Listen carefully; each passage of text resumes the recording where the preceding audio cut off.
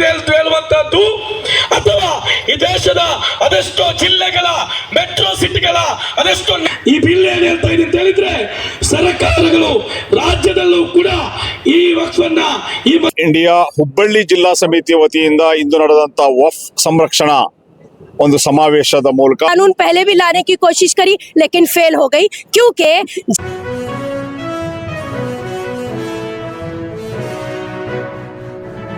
ಸಂರಕ್ಷಣಾ ಒಂದು ಸಮಾವೇಶದ ಮೂಲಕ ನಾವು ಕೇಂದ್ರ ಸರ್ಕಾರಕ್ಕೆ ಹೇಳ್ತಾ ಇರುವಂತದ್ದು ಏನು ವಕ್ಫ್ ಅಮೆಂಡ್ಮೆಂಟ್, ವಕ್ಫ್ ತಿದ್ದುಪಡಿ ಬಿಲ್ 2024 ಈಗಾಗಲೇ ಲೋಕಸಭೆ ಮತ್ತು ರಾಜ್ಯಸಭೆಯಲ್ಲಿ ಮಂಡಿಸಲಾಗಿದೆ. ಇದನ್ನ ಸಂಪೂರ್ಣ ತಿರಸ್ಕರಿಸಬೇಕು. ಇದು ಖಂಡನಾರ್ಹ. ಯಾಕೆಂತ ಹೇಳಿದ್ರೆ ಭಾರತದಲ್ಲಿ 20 ಕೋಟಿ ಮುಸಲ್ಮಾನರಿದ್ದಾರೆ. ಆ ಮುಸಲ್ಮಾನರನ್ನ ಪ್ರತಿನಿಧಿಸುವಂತಹ ಯಾವುದೇ ಮೆಂಬರ್ ಆಫ್ ಪಾರ್ಲಿಮೆಂಟ್, ಯಾವುದೇ ಮೆಂಬರ್ ಆಫ್ MLA ಅಥವಾ ಯಾವುದೇ ಸಂಘ ಸಂಸ್ಥೆಗಳು, ಯಾವುದೇ ಧಾರ್ಮಿಕ ಗುರುಗಳು ಯಾರು ಕೂಡ ಈ ವಕ್ಫ್ ಅಮೆಂಡ್ಮೆಂಟ್ ಬಿಲ್ ತನ್ನಿ ಅಂತೇಳಿ ಕೇಳಿಲ್ಲ. 20 ಕೋಟಿ ಮುಸಲ್ಮಾನರನ್ನ ಪ್ರತಿನಿಧಿಸುತ್ತ ಯಾರು ಕೂಡ ಕೇಳದೆ ಇದು ಏಕಪಕ್ಷೀಯವಾಗಿ ಈ ಬಿಲ್ ಅನ್ನ ತರಲಾಗಿದೆ. ಇದನ್ನು ಒಪ್ಪತಕ್ಕಂತಲ್ಲ. ಇದನ್ನ ಸಂಪೂರ್ಣವಾಗಿ ಭಾರತೀಯರು ತಿರಸ್ಕರಿಸ್ತೇವೆ. ಯಾಕಂದ್ರೆ ಯಾರು ಕೂಡ ಕೇಳದ, ಅಂದ್ರೆ ಈ ವಕ್ಫ್ ಅನ್ನುವಂಥದ್ದು ಮುಸಲ್ಮಾನರಿಗೆ ಸಂಬಂಧಿಸಿದ್ದು, ಮುಸಲ್ಮಾನರ ಆರ್ಥಿಕ, ಸಾಮಾಜಿಕ, ಶೈಕ್ಷಣಿಕ ಮತ್ತು ಧಾರ್ಮಿಕ ಅಭಿವೃದ್ಧಿಗೆ ಮುಸ್ಲಿಮರ ಶ್ರೀಮಂತ ವರ್ಗ ನೀಡಿದಂತ ದಾನ ಧರ್ಮದ ಭೂಮಿ ಆಗಿರ್ತದೆ. ಇದು ಯಾವುದೇ ಸರ್ಕಾರದ ಭೂಮಿ ಅಲ್ಲ ಅಥವಾ ಬೇರೆ ಯಾವುದೇ ಭೂಮಿ ಅಲ್ಲ. ಹಾಗಾಗಿ ಇದರ ಹಕ್ಕು ಸಂಪೂರ್ಣ ಮುಸಲ್ಮಾನರಿಗಿರುವಂತದ್ದು. ಏನೋ ಸಂವಿಧಾನಬದ್ಧವಾಗಿ ಕೂಡ ಮುಸಲ್ಮಾನರಿಗೆ ಅವರದೇ ಆದಂತಹ ಆಸ್ತಿಪಾಸ್ತಿಯನ್ನು ಹೊಂದುವಂತಹ, ಧಾರ್ಮಿಕ ಆಚರಣೆ ನಡೆಸುವಂತಹ, ಸಂಘ ಸಂಸ್ಥೆಗಳನ್ನು ಸ್ಥಾಪಿಸುವಂತಹ ಹಕ್ಕಿದೆಯೋ ಇದು ಸಂವಿಧಾನ ವಿರೋಧಿಯಾದಂಥದ್ದು, ಏಕಪಕ್ಷೀಯವಾದಂಥದ್ದು. ಇದನ್ನು ಯಾವುದೇ ಕಾರಣಕ್ಕೆ ಒಪ್ಪಲಿಕ್ಕೆ ಸಾಧ್ಯ ಇಲ್ಲ. ಇದನ್ನ ಎಲ್ಲರೂ ಕೂಡ ತಿರಸ್ಕರಿಸಬೇಕು ಅಂತ ಹೇಳಿ ನಾವು ಕರೆಯನ್ನು ಕೊಡ್ತಾ ಇದೀವಿ. ಎರಡನೇದು, ಮುಖ್ಯವಾಗಿ ಈ ಬಿಲ್ ಸೋಲ್ಬೇಕು ಅಂತಂದ್ರೆ ಚಂದ್ರಬಾಬು ನಾಯ್ಡು ಅವರು, ನಿತೀಶ್ ಕುಮಾರ್ ಅವರು ಇದನ್ನು ಸೋಲಿಸುವಂತ ಹೊಣೆಗಾರಿಕೆಯನ್ನು ಹೊರಬೇಕು. ನಿತೀಶ್ ಕುಮಾರ್ ಅವರಿಗೆ ನಾವು ಹೇಳೋದಿಷ್ಟೇ, 2025ರಲ್ಲಿ ಬಿಹಾರದಲ್ಲಿ ಚುನಾವಣೆ ಬರ್ತಾ ಇದೆ.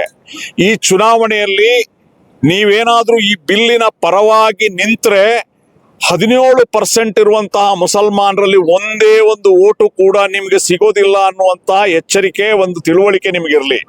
ಅದೇ ರೀತಿ ಚಂದ್ರಬಾಬು ನಾಯ್ಡು ಅವರು ಅಂದ್ರೆ ಆಂಧ್ರದಲ್ಲಿ ಏನು NDA ಅಧಿಕಾರಕ್ಕೆ ಬಂತು, ಅಲ್ಲಿ ಬಿಜೆಪಿಯ ಓಟ್ ಇರುವಂತದ್ದು ಕೇವಲ 2%, ಅಂದ್ರೆ 5 ಲಕ್ಷ ಓಟ್ ಇರುವಂತದ್ದು. ಅಲ್ಲಿ ಮುಸಲ್ಮಾನರ ಓಟ್ ಇರುವಂತದ್ದು 10%. ನೀವೇನಾದ್ರೂ ಈ 2% ಓಟಿಗಾಗಿ ಈ ಬಿಲ್ಗೆ ಚಂದ್ರಬಾಬು ನಾಯ್ಡು ಅವರು ಸಪೋರ್ಟ್ ಕೊಟ್ರೆ ಮುಂದಿನ ಚುನಾವಣೆಯಲ್ಲಿ ಒಬ್ಬ ಮುಸಲ್ಮಾನ ನಿಮ್ಗೆ ಓಟ್ ಹಾಕೋದಿಲ್ಲ ಅಂತ ತಿಳುವಳಿಕೆ, ಎಚ್ಚರಿಕೆ ಇರಬೇಕು.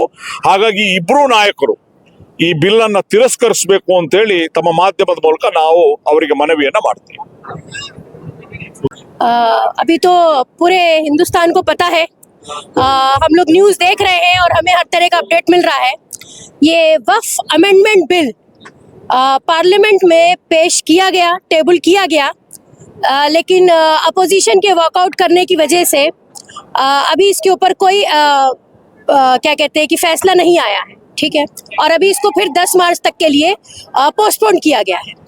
सबसे पहली बात ये उठती है कि वक्फ अमेंडमेंट बिल क्या है. तो वक्फ अमेंडमेंट बिल जो है वो मुसलमान, जो इस मुल्क की सबसे बड़ी माइनॉरिटी है, यानी कि माइनॉरिटी इन मेजॉरिटी, उनकी एक पर्सनल प्रॉपर्टी जो वो अपने क्या कहते हैं सैक्रेड रीजन से अल्लाह ताला को गिफ्ट दे देते हैं, या अपने क्या कहते हैं खुदा के लिए उसको वक्फ कर देते हैं, दान कर देते हैं.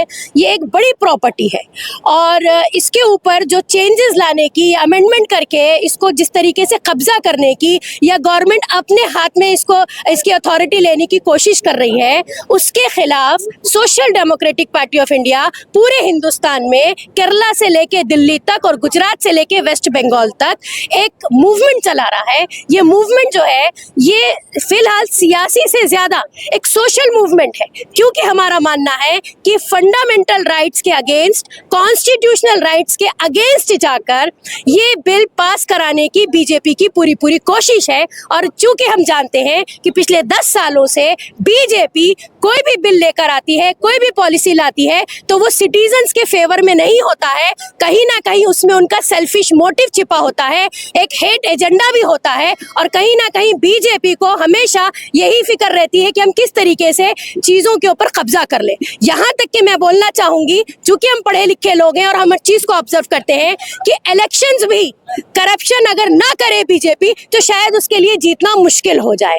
तो इस तरीके की गवर्नमेंट जो 10 साल से हुकूमत में बैठी है और मजलूम जो कि दुनिया की सबसे बड़ी पॉपुलस कंट्री मानी जाती है, उसमें मजलूम खास तौर से जो है उनको हर तरीके से जो माइनॉरिटीज उनको दबाने की कोशिश कर रही है। इस तरीके के कानून पहले भी लाने की कोशिश करी लेकिन फेल हो गई, क्योंकि जहां पर भी इतनी बड़ी पॉपुलेशन होगी ऐसा हो नहीं सकता कि वो पॉपुलेशन खामोश बैठेगी। और पढ़े लिखे लोगों की कमी नहीं है, इंटेलेक्चुअल्स की कमी नहीं है, एक्टिविस्ट की कमी नहीं है। ये वक्फ अमेंडमेंट बिल सिर्फ मुसलमानों का ही भी मामला नहीं है, बल्कि मैं तो ये कहूंगी कि हमारे बहुत से ऐसे सेक्युलर माइंडेड और फेवरेबल पर्संस जो मानते हैं कि हिंदुस्तान में एक वेलफेयर स्टेट होना चाहिए, वो भी हमारा साथ दे रहे हैं कि ये एंटी कॉन्स्टिट्यूशनल है, ये आप लोगों के हुकूक पर एक बड़ी डकैती है। तो social democratic party of India अपनी एक मॉरल अखलाकी जिम्मेदारी समझती है, हमारा ऑब्लिगेशन है कि इस वक्त हम लोगों के साथ खड़े हों और इस बिल को किसी कीमत पास होकर जो बीजेपी का एक हिडन एजेंडा रहता है हमेशा लोगों को नुकसान पहुंचने का,